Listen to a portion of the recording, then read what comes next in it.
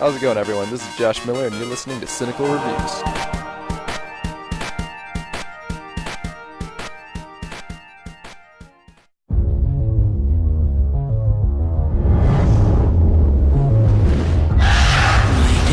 dear Snow White.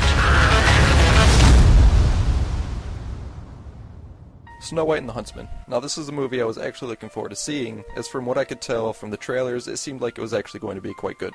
I guess what I didn't anticipate was the cunning of the movie producers. Whoever thought up the idea of putting the best parts of the movie into the trailers to get viewers is a bloody genius, because you can quite literally watch a trailer for the movie and get all the best parts.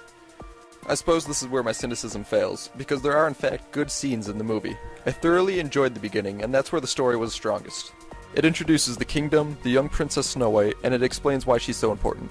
It also establishes the beautiful and highly artistic scenery that the movie maintains throughout the good and bad. There are two scenes that will forever remain in my head. The first is where you see Snow White's mother prick her hand on a rose, and 3 drops of her dark red blood drop onto the snow, creating a nice contrast. The other is in an early battle where an entourage of knights, led by the king, smash into a garrison of obsidian soldiers, sending glass spraying through the fields. So as you can probably tell, the cinematography is actually very good. But unfortunately, after the movie's introduction is where things begin to suffer. Snow White finds herself in a dark and foreboding forest, and that's when an entourage of evil soldiers sent out by an evil queen, led by Thor, the Huntsman, begin pursuit. From there on out, things just become far too predictable, and a scene change after scene change after scene change does nothing to make the story any more engaging. There were seriously parts of the movie where I began nodding off. That's nodding off, not, never mind. By the time Snow White meets the 7 dwarfs, I could hardly be bothered to pay attention anymore. But this is where the director had a chance to bring me back into the fold. All he needed to do was make the dwarves engaging, likable, and above all else, funny. Just make me laugh. I don't want to fall asleep yet. It's 8 o'clock on a Friday night. But no, instead I found the dwarves to be about as likable and engaging as the actress who plays Snow White. I can't be bothered to learn her name, nor do I care to. All that anyone should know is that she's the chick from Twilight, and that should be enough to keep them away. Right, so where was I? Oh yeah, Snow White goes off with her dwarfs and Thor. I'm in the Huntsman. And they go through some mystical fairy forest, and that was way overdone. I know I said I loved the imagery throughout the movie, but god does the fairy forest look far too animated, and it drags on for so long. It's like the animators who animated the scene were so proud of the work, they just wanted the audience to stare at it for as long as possible, and so they got the scriptwriters to extend the dialogue for as long as possible. Oh wait, script? Dialogue? I forgot which movie I was talking about for a second. So anyways, after a few more scene changes that pretty much cover every season of the year, including the holidays of Halloween and Christmas, the action begins to pick up again, and I found myself enjoying the movie, once again, as I did at the beginning.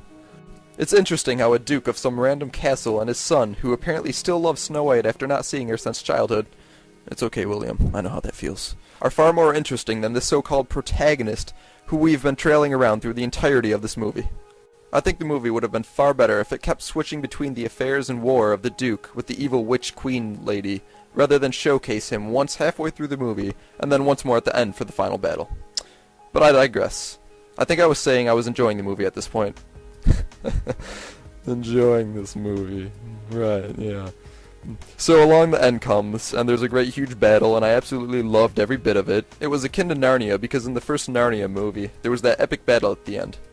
Except, you know, in Narnia, the middle was actually worth watching. Yeah, so the battle is awesome. You got them knights on horses, catapults and archers firing from the castle wall, a covert operation performed by dwarfs to open the castle gates. It's awesome. Except the Twilight chick is wearing full plate armor on a horse brandishing a sword. I don't really get that part. Women aren't athletic. Anyways, so I actually might have been happy and willing to forgive about half of the movie's middle dullness if it ended with that, or at least maintained the movie's theme of predictability and made the ending what everyone was expecting. But who am I kidding? It's obvious the director enjoyed letting his 5-year-old son help write the script, because the ambiguous ending was about as bad as it gets. Not to be compared with the ambiguous ending of The Grey. That was awesome.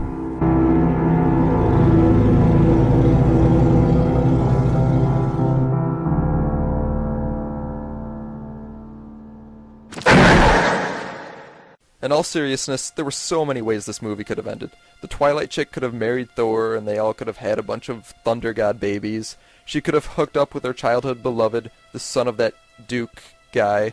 She could have walked through the barren landscape that was once a beautiful land, as depicted in the beginning, and transformed it into be beautiful again, because I'm pretty sure that was the point of her retaking her father's kingdom, and killing the evil white witch lady.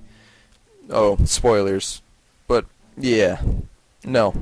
I might recommend this movie to the adolescent teenager girls who apparently enjoyed Twilight. I guess there are those that exist. But this one doesn't have vampires or werewolves, so I don't know. I guess the white witch lady is kind of like a vampire, though. My ultimate score comes down to a, I guess, 6.9 out of 10. It was bearable. Some parts were unbearable. But ultimately, I can't say I would want to see it again. It's a rental, at best.